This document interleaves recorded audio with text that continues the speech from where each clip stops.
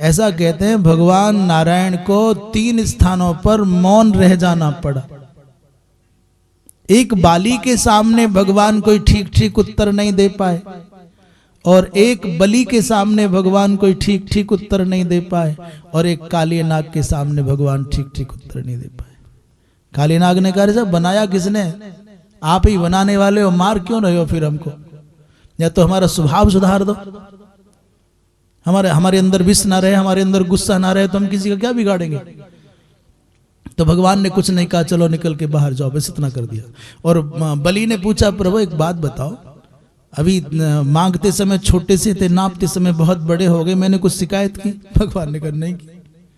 मांगने आए तो बामन थे, नापने लगे तो विराट हो गए। और भैया ये बताइए धरती मैंने बनाई, मेरे बाप की है, आप 3 पग भूमि मांगने आए थे। भगवान ने कहा हाँ। तो धरती कितनी? भगवान ने कहा इतनी। तो फिर चाहे वो 3 पग में नापो चाहे 300 पग में नापो, मेरा क्या दोष है? मेरी तो धरती है नहीं। दूसरी बात ये प्रभु चलो ठीक है तुमने जो करना था कर लिया, एक बात बता दीजिए कि संपत्ति बड़ी कि संपत्ति वाला बड़ा? तो भगवान ने कहा भाई संपत्ति वाला ही बड़ा होता है, ये घर मेरा है तो मैं छोटा सा आदमी और घर बहुत बड़ा है, ये आश्रम, ये कार, ये अमुक अमुक, तो पूरा का पूरा साम्राज्य भी एक व्यक्ति का, तो व्यक्ति तो बहुत छोटा एक छोटी जगह खड़ा है, और वो कितना भी बड़ा दिखाई देता हो तब भी उसका ऑनर होने से, मालिक स्वामी होने से व्यक्ति बड़ा हो गया। तो बोले प्रभु आपने मेरी संपत्ति को नापने में 2 पग का परिश्रम किया, तो उस संपत्ति के स्वामी को नापोगे तो कितने पग चलना पड़ेगा? बोलो नापो।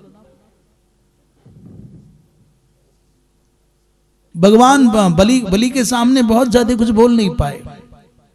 और बाली को जब भगवान ने प्रताड़ित किया तो भगवान से कहा बाली ने प्रभु एक बात बताइए, मार लीजिए तुम्हारी मर्जी है, पर आप राजकुमार हैं, आप क्षत्रिय हैं, आप योद्धा हैं, हमने सुना है राजकुमार हैं, तो इतनी भी समझ आपके पास नहीं है कि इस सुग्रीव मुर्दार से मित्रता कर रहे हो और हमको मार रहे हो।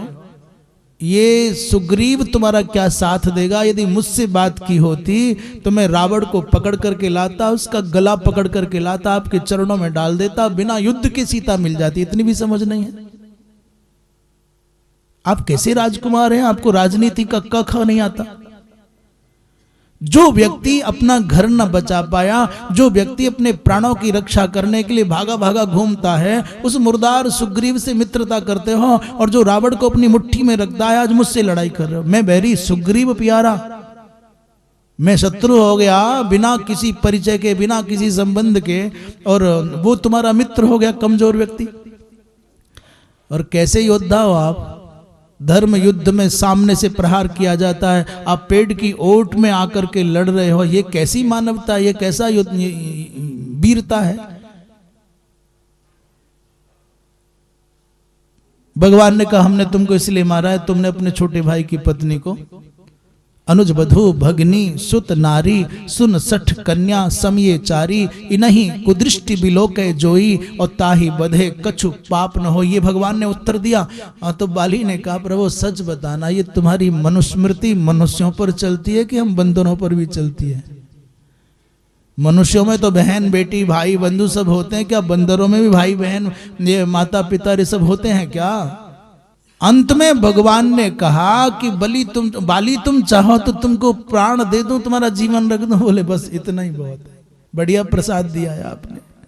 जन्म जन्म मुनि जतन कराई और अंत राम कहीं आवत नहीं। ये जीवन का जो पर्यवसान हो रहा है प्रभु, जीवन तो चाहे जैसा गया गया, पर ये मेरे लिए सौभाग्य की बात है। बड़े बड़े महात्मा जिस परमात्मा का नाम जिह्वा पर आने की चाह रखते हैं, वो परम पुरुष परमात्मा मेरी आंखों के सामने खड़ा है। और प्रभु एक बात बताऊं,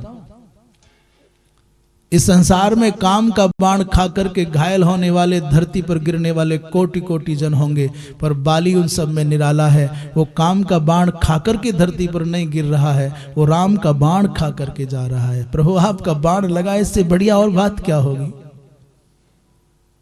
तो कहते हैं बाली के सामने, बलि के सामने और काली के सामने भगवान को ठीक से उत्तर देते नहीं बना, ऐसा भावुक जन कहते हैं। बाकी भगवान के पास सारे समाधान रहते हैं। वृंदावन बिहारी लाल की। हर हर